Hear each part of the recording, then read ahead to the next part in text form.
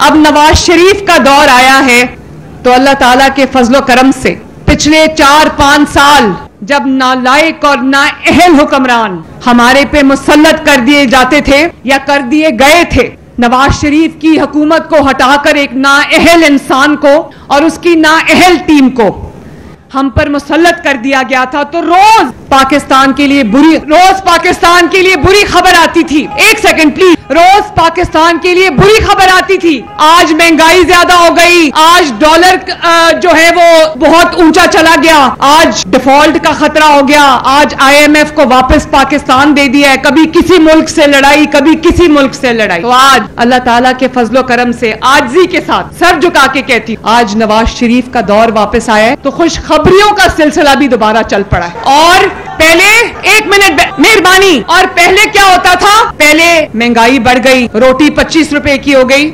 आज रोटी अल्लाह ताला के फजल से 10 और 15 रुपए के दरमियान है। कि अब नवाज शरीफ का दौर आया है, शहबाज शरीफ का दौर आया है, तो रोज एक खुशखबरी आती है पाकिस्तान के लिए अल्लाह के फजलो करम से। वो जो बातें हो रही थी कि पाकिस्तान डिफॉल्ट करने लगा है, हर रोज कहते थे पाकिस्तान श्रीलंका बन जाएगा, पाकिस्तान डिफॉल्ट कर जाएगा। आज क्या खबर आती है? आज खबर आती है कि स्टॉक मार्केट ने रिकॉर्ड तोड़ दिए। नवाज शरीफ के दौर में 2017 में जो स्टॉक मार्केट ने हाईएस्ट रिकॉर्ड बनाया था 55,000 का, आज कल मैं पढ़ रही थी वो 1,60,70,000 क्रॉस कर चुका है माशाल्लाह। आज क्या खबर आती है कि दुनिया के इदारे कह रहे हैं कि पाकिस्तान की मईशत बेहतर हो रही है, दुनिया के इदारे कह रहे हैं कि पाकिस्तान में महंगाई कम हो रही है, और सफारती महाज पे अल्लाह ताला ने पाकिस्तान को जो कामयाबियां अता फरमाई हैं, सबसे पहले जो field marshal general Asim Munir उनकी क़यादत में जिस तरह पाकिस्तान इंडिया से जंग जीता है जिसका नाम बयानुल मरसूस था,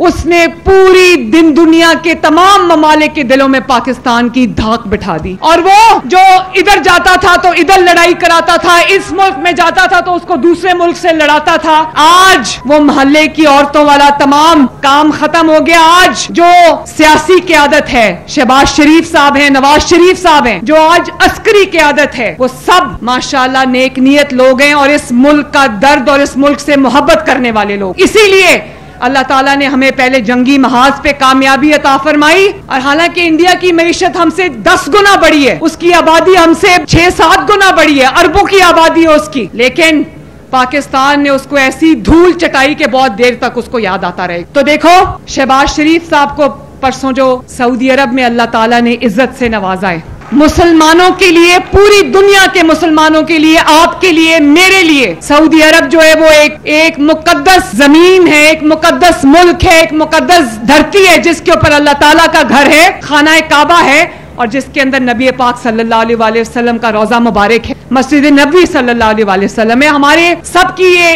एक दिल के बहुत करीब एक मुल्क है। तो अगर मैं ये कहूं कि पिछले सालों में एक वजीर आजम हुआ करता था जिसको उल्टी सीधी हरकतों पर जहाज से उतार दिया गया कि उतरो भाई जाओ, और दूसरा वजीर आजम नवाज शरीफ का भाई मोहम्मद शहबाज शरीफ, नवाज शरीफ का शहबाज शरीफ, जब उसका जहाज सऊदी एयर स्पेस में एंटर हुआ तो उसको सऊदी जंगी जहाजों की सलामी दी गई। और ये सलामी शहबाज शरीफ को भी थी, लेकिन वो जंगी जहाजों की सलामी हमारे मुल्क पाकिस्तान को दी गई है। वो एक सियासी जमात की या किसी शख्स की इज्जत नहीं है, वो हमारे मुल्क, हमारी धरती, हमारी मिट्टी, हमारे पाकिस्तान की इज्जत है। और सरगोदा वालों, एक और बात सुनो, हरम पाक में जो मस्जिद नबी सल्लल्लाहु अलैहि वसल्लम में, मदीना मुनव्वरा जैसी पाक जमीन के ऊपर हरम शरीफ के बरामदों में शहबाज शरीफ को, और ये मरियम औरंगजेब ये बैठी, इनको इमरान खान और उसके चेलों ने, नाम भी नहीं लेना चाहती मैं, उसके चेलों ने इनकी तजलील करने की कोशिश की थी, याद है ना? गाली निकाली, लोगों के बाल खींचे, और उस पाक हरम के अंदर जिसके अंदर आवाज ऊंची करने का हुक्म नहीं है। अल्लाह ताला कहता है कि ऐ ईमान वालों, मेरे नबी की आवाज से ऊंची अपनी आवाज न करना। उस धरती पे, उस मस्जिद नबी सल्लल्लाहु अलैहि वसल्लम पर शहबाज शरीफ की और हुकूमती नुमाइंदों की तजलील करने की कोशिश की गई, और उसी शख्स को जिसकी तजलील करने की कोशिश की गई, शहबाज शरीफ को आवाजें लगाने की, आवाजें कसने की कोशिश की गई। आज उस शख्स को अल्लाह ताला ने वो इज्जत दी है सऊदी अरेबिया की धरती में कि पूरा दुनिया देखती रह गई माशाल्लाह। तो ये अल्लाह ताला के काम है सरगोदा वालों के किसी के नसीब में हरम शरीफ की मस्जिद नबी सल्लल्लाहु अलैहि वसल्लम जैसी पाक जमीन की बेहुरमती, किसी की नसीब में वो जिल्लत आई, और किसी के नसीब में, पाकिस्तान के नसीब में तमाम सऊदी अरब और हरमैन शरीफैन बिल खुसूस उसकी पासबानी का शर्फ पाकिस्तान को मिला माशाल्लाह। और सऊदी अरेबिया ने कहा कि पाकिस्तान पर हमला सऊदी अरब पर हमला तसव्वुर हो, और इसी तरह सऊदी अरब पर खुदा न खास्ता हमला पाकिस्तान पर हमला तसव्वुर होगा। कभी देखी इतनी बड़ी सफारती कामयाबी? शहबाज शरीफ की अनथक मेहनत को सलाम, शहबाज शरीफ की बसीरत को सलाम। और हम बतौर पाकिस्तानी कौम, हम शहजादा मोहम्मद बिन सलमान वली अहद सऊदी अरेबिया को, उनको और सऊदी अरेबिया को हम अपनी तरफ से खराजे तहसीन पेश करते हैं कि उन्होंने पाकिस्तान के साथ जो एक हमदर्दी का रिश्ता था, उनका एक दोस्ती का रिश्ता था, एक एलाइज का रिश्ता था, उसको उन्होंने लाजवाल रिश्ते में हमेशा के लिए बदल दिया। ये कॉन्ट्रैक्ट जो हुआ है, ये सिर्फ एक कागज का टुकड़ा नहीं है, ये इंशाअल्लाह ताला आने वाली नस्लों को निसाबों में ये कामयाबी पढ़ाई जाएगी। और हमने देखा कि सऊदी अरब ने पाकिस्तान के लिए एक गाना बना के रिलीज किया, और रियाद में जो सऊदी अरब का कैपिटल है, वहां हमने देखा कि पाकिस्तान के सब्ज हिलाली परचमों की बहार थी माशाल्लाह। मुझे सरगोदा वाले भाई मुझे दिल पर हाथ रख के बताएं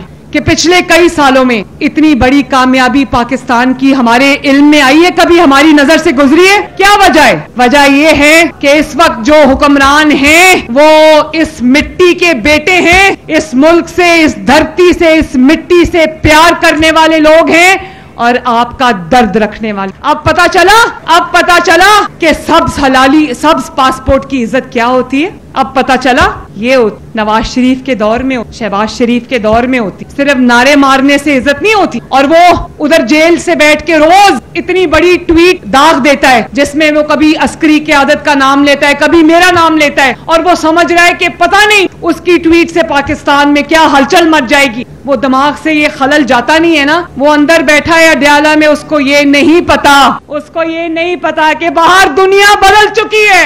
उसको नहीं पता कि पाकिस्तान में अब वो एक किस्सा पारीना है। उसको नहीं पता कि पाकिस्तान आगे बढ़ गया है। उसको नहीं पता कि पाकिस्तान के अवाम, पाकिस्तान तरक्की के नए सफर का आगाज कर चुका है।